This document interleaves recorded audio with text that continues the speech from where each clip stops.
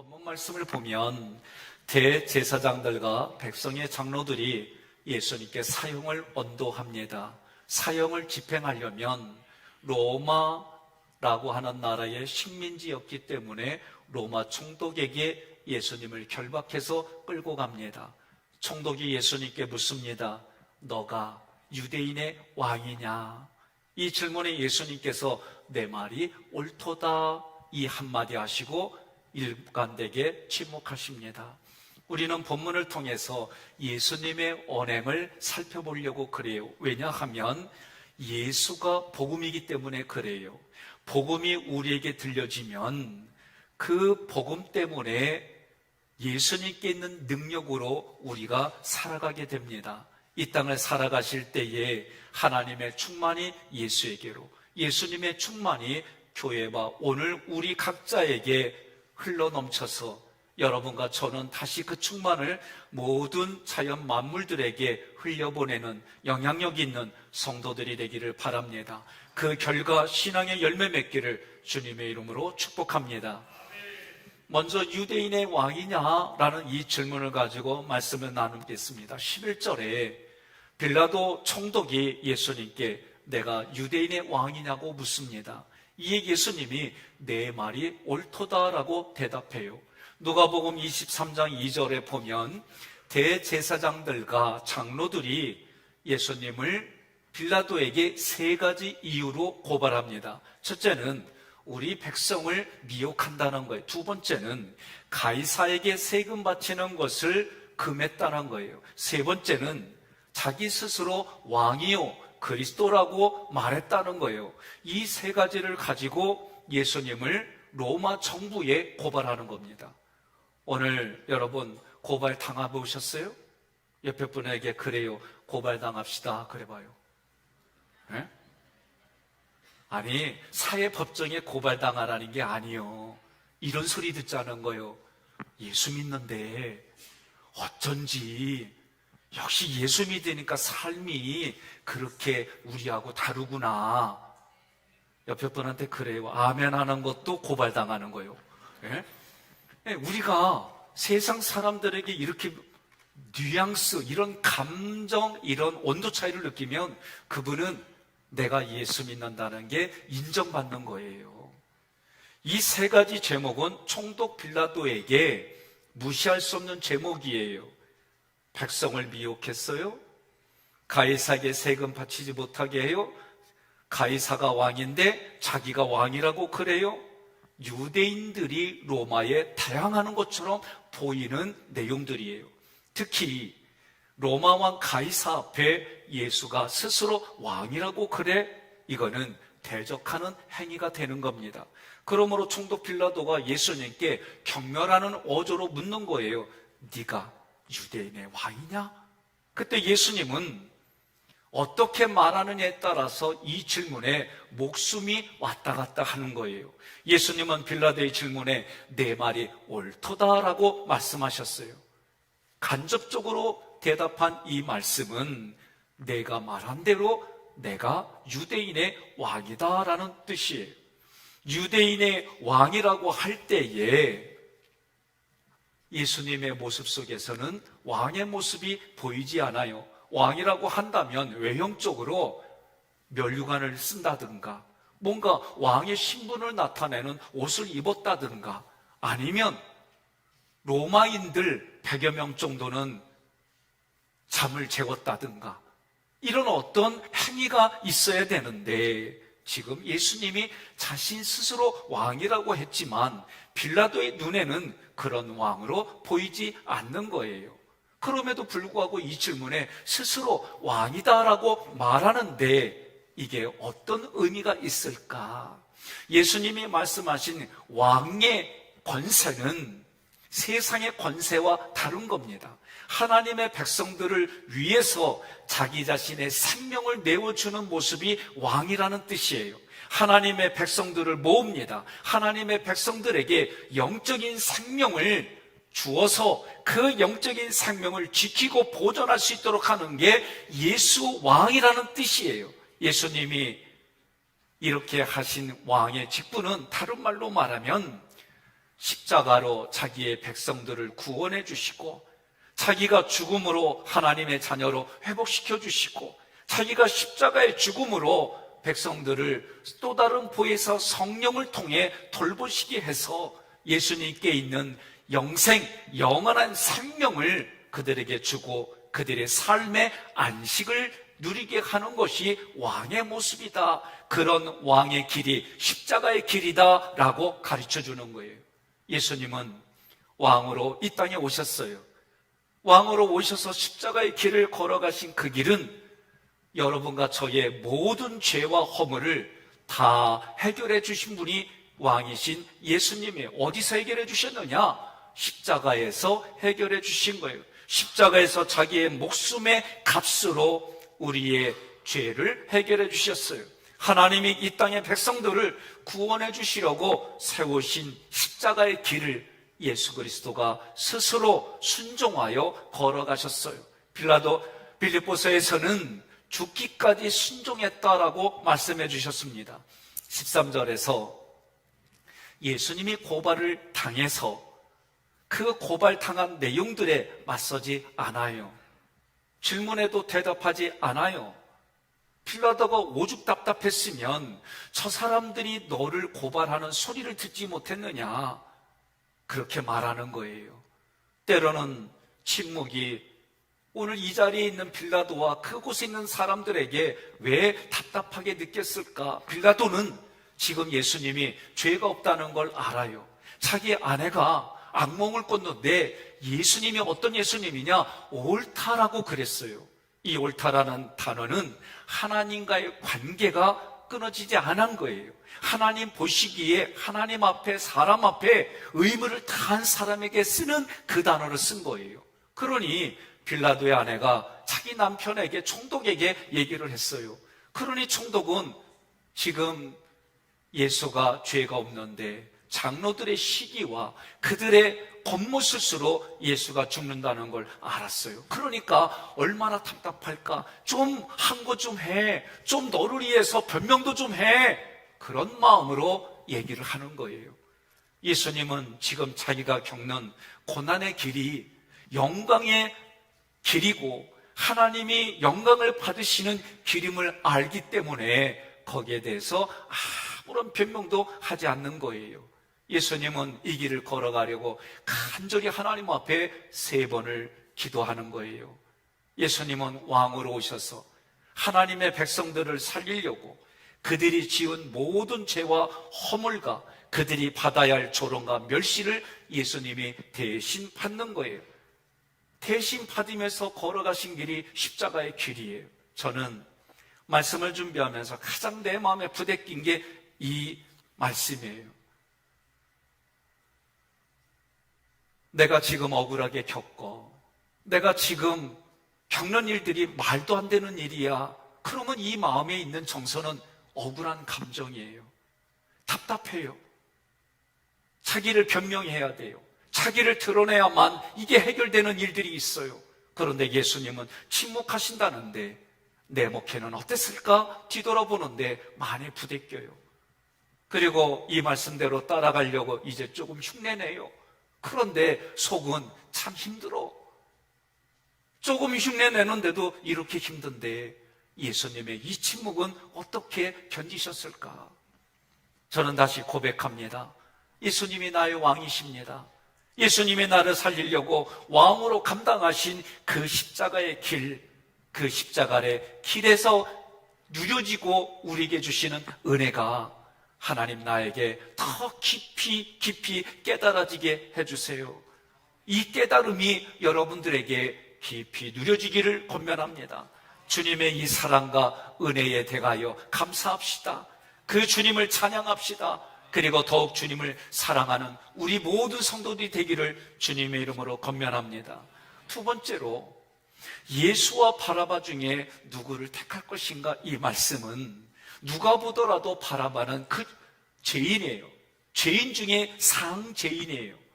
예수님은 죄가 없어요. 오늘 여러분과 저희가 살아가는 삶 속에 예수를 택할 것인지 아니면 나의 유익을 위해서 진리를 버리는 그런 일을 택할 것인지 늘 선택하라는 거예요. 17절 명절에 무리들의 청원으로 제수 한 사람을 석방하는 전례가 있었습니다.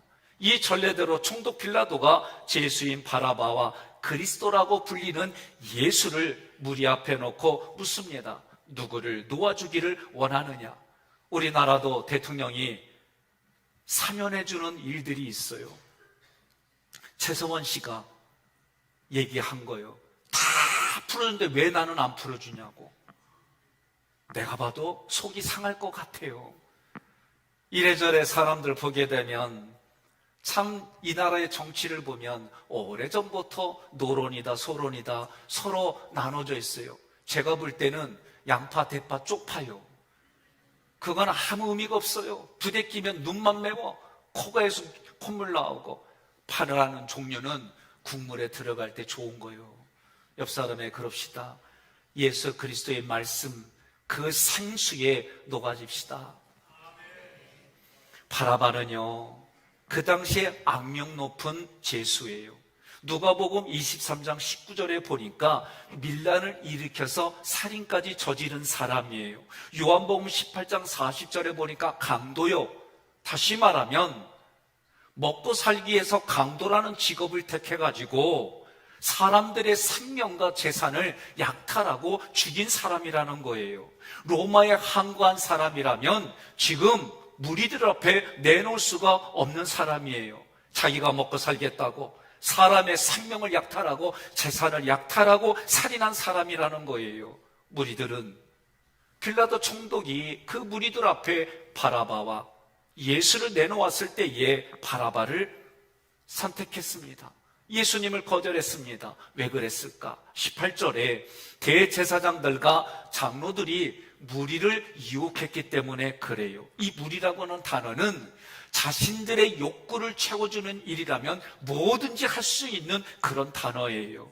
오늘 이 무리들은 자신들의 욕구를 채워주기만 하면 어떤 일인지도 할 수 있었으니까 아마 대제사장과 장로들이 너희들 콩고물 줄 테니까 이런 일 해 그랬을 거예요. 빌라도는 예수님에게 죄가 없음을 알았습니다. 단지 대제사장들과 그리고 장로들의 시기로 재판에 넘겨준 것을 알았어요. 그렇기 때문에 누가 보더라도 죄가 없으신 예수님, 살인하고 사람의 재물을 약탈한 바라바, 누구를 택해가냐면 반드시 예수님을 택할 거야. 그런 기대를 가지고 누구를 도와주기를 원하느냐라고 질문한 거예요. 빌라도의 예상과 다르게 바라바를 택합니다. 그래서 23절에 어찌미뇨 예수가 무슨 악한 일을 하였느냐. 여기서 악하다라는 이 단어는 하나님과의 관계가 깨져서 오는 악이에요. 관계가 깨졌다는 얘기입니다. 부패됐다는 얘기입니다. 지금 빌라도가 이렇게 말하니까 무리들이 더 소리질러 예수를 십자가에 못 박아야 됩니다 라고 외치는 거예요. 빌라도가 놀라는 거예요. 무리들의 요구를 들어주지 않으면 밀란이 일어날 것 같아요. 물을 떠오라고 해서 물을 가져다가 그들 앞에서 손을 씻습니다. 손을 씻는 얘기는 나에게는 죄가 없다, 죄를 씻어낸다, 그런 개념이에요. 우리가 성막에서 번제 그리고 물두멍이란 곳에서 제사장이 손을 씻는 것은 죄를 씻는 곳이에요. 그러니 이 사람의 피에 대하여 나는 무죄하다, 너희가 당하라, 이 말을 듣고 백성들이 그 피를 우리와 우리 자손에게 돌리십시오. 오늘 우리 한번 생각해 봅시다. 이처럼 대제사장과 장로들의 계략, 간교한 술책, 그리고 무리들의 무지, 정치권에 있는 사람이 흔들리며 현실 타협으로 빌라도의 모습, 이러한 것들이 어우러져서 예수님이 십자가에 달려 죽으시는 거예요. 우리는 이런 일을 당하는 예수님의 모습을 보면서 무슨 생각을 해야 될까? 어떻게 이해해야 될까? 그것은 예수님께서 이 일에 알면서도 당하고, 알면서도 조롱을 당하고, 알면서도 죽음의 길을 걸어가는 이 길은 우리 모든 인생의 죄를 해결해 주시는 하나님의 은혜이다. 이 모습이 예수님 스스로가 십자가를 차원에서 치셨다. 그렇다면 우리가 무슨 일을 해결받았는가? 그것은 대제사장들과 장로들이 지은 죄, 무리들이 무지로 행한 죄, 정치권의 빌라도의 모습이 우리들의 모습과 다르지 않다.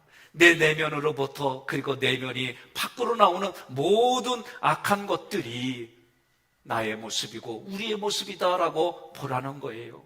하나님 앞에 있는 나를 바라봐야 되는데 하나님 앞에 있는 나를 잊어버립니다. 자신의 욕망으로 이 땅을 살아갑니다. 이 세상의 것으로 자기 자신을 더 크고 강하고 자랑하고 그것을 힘으로 여겨서 살아가는 사람들, 그 사람들의 모든 그 죄들을 위해서 예수님이 십자가에 죽으셨다. 이것을 여러분과 저는 인지하고 깨달아야 됩니다. 그리고 그 죽음으로 하나님 나라에서 누리는 참 안식, 참 평안을 우리에게 주시고 그것을 누리라고 십자가에서 죽으셨다. 이 십자가의 사건은 지금을 살아가는 우리에게는 과거 역사 안에서 일어난 사건입니다. 그러나 지금을 살아가는 나에게는 영적인 사건으로 다시 하나님 십자가 앞에 자기 자신을 보아야 되는 거예요. 이제부터는 그 십자가가 예수님이 죽고 내가 살아났다면 지금부터는 내가 죽고 예수님이 살아나시는, 그래서 이 모든 일들이 하나님의 영광입니다. 하나님이 하셨습니다. 얼마 전에 우리나라 영화인들이 또 서로 상을 주고받는 그런 걸 했어요. 아직 찾아보진 않았지만 그 자리에 서서 많은 예수 믿는 분들이 오늘 이 자리까지 함께 해주신 하나님, 이 상을 받게 해주신 하나님께 영광 돌립니다. 이 소리를 난 올해도 좀 듣고 싶고 내년에도 듣고 싶고, 옆에 분한테 그래요. 이 소리는 우리 보고 아멘 하는 소리요, 그러세요. 네? 여러분과 저는요, 예수 믿고 구원받은 수준에서 머무르는 게 아니라 하나님의 대행자로 하나님을 대신해서 살아가는 수준까지 우리의 신앙이 성장해야 될 줄로 믿습니다. 이 시간 본문을 통해서 우리에게 묻는 겁니다. 너는 이런 저런 상황에 예수를 택할래? 아니면은 죄인인 바라바의 삶을 택할래? 그런 질문에 끊임없이 여러분과 저는 그리스도 예수입니다 라고 고백하시기를 바랍니다. 더 나아가 예수 그리스도가 죽으시고 부활하시고 하늘에 승천하셔서 죄림주로 오시는 그날까지 하나님의 대행자로 열매 맺고 하나님의 대행자로 영향력이 있는 삶을 살아가시기를 주님의 이름으로 권면하며 축복합니다. 마지막으로 오늘 십자가에 못 박히도록 넘겨지는 예수님을 바라보며 여러분과 제가 결단해야 될 일들이 있습니다. 빌라도가 예수님의 피에 대하여 자신은 무죄하고 너희가 당하라 하니 백성들이 그 피를 우리와 우리 자손에게 돌리라고 외칩니다. 저는 참 어리석은 대답이라고 봐요. 오늘날 제가 10여 년 전만 해도 보증을 잘못 쓰면 그 집안이 다 망했어요. 근데 지금은 보증을 서더라도 그게 연좌제로 흘러가지 않게 만들었어요. 그러니 그 이전에 거기에 연결된 사람들은 너무나도 힘들고 고통스러운 삶을 산 걸 보게 돼요. 오늘 이 사람들, 이 유대인들을 보게 되면 자기들에게만 돌리라고 그러지 왜 자손까지 끌고 가? 옆 사람에게 외칩시다. 나쁜 건 물려주지 말고 좋은 것만 물려줍시다. 나 참 이 사람들 보면서 그 정도로 자기 자신들이 옳다는 거예요. 그 정도로 자기 자신들이 마땅하다는 거예요. 이런 신념을 가진 사람들의 삶을 보면 참 무지하지만 대화가 안 돼요. 무죄한 예수를 죽게 한 죄값이 무엇인지 몰랐어요. 무죄한 예수를 죽게 한 그 자리가 얼마나 무서운 자리인지 이 사람들이 몰랐어요. 그 죄값이 무엇입니까? 영원한 죽음이에요. 예수님을 거절하면 영원한 죽음이 우리 앞에 있어요. 우리가 내가 죽고 싶다고 죽고 살고 싶다고 사는 게 아니라 내가 육신으로 살아있는 동안은 하나님을 잘 믿을 뿐만 아니라 하나님의 대행자로 이 땅을 살아야 할 권세 있는 이들이 오늘 여러분과 저인 줄 믿습니다.